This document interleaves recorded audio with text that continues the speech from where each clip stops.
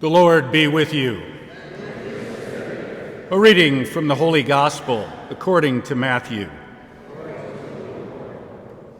On that day, Jesus went out of the house and sat down by the sea. Such large crowds gathered around him that he got into a boat and he sat down. And the whole crowd stood along the shore.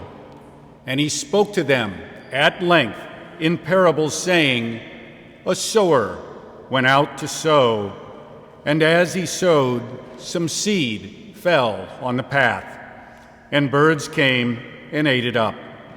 Some fell on rocky ground, where it had little soil.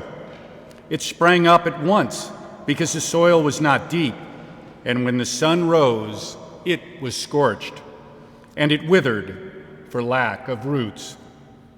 Some seed fell among thorns, and the thorns grew up and choked it. But some seed fell on rich soil and produced fruit, 100 or 60 or 30-fold. Whoever has ears ought to hear. The disciples approached him and said, Why do you speak to them in parables? He said to them in reply, Because knowledge of the mysteries of the kingdom of heaven has been granted to you, but to them it has not been granted. To anyone who has, more will be given, and he will grow rich. From anyone who has not, even what he has will be taken away.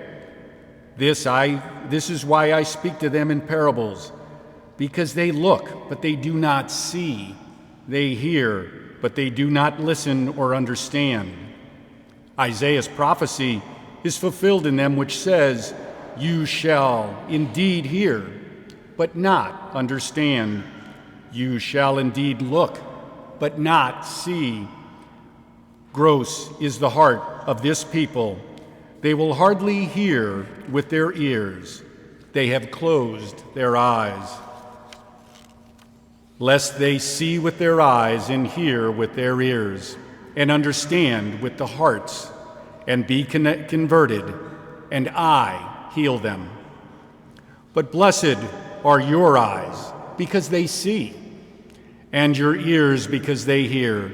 Amen, I say to you, many prophets and righteous people longed to see what you see, but did not see it, and to hear what you hear, but did not hear it. Hear then the parable of the sower.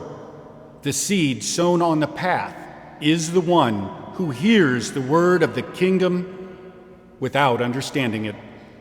And the evil one comes and steals away what was sown in his heart. The seed sown on rocky ground is the one who hears the word and receives it at once with joy.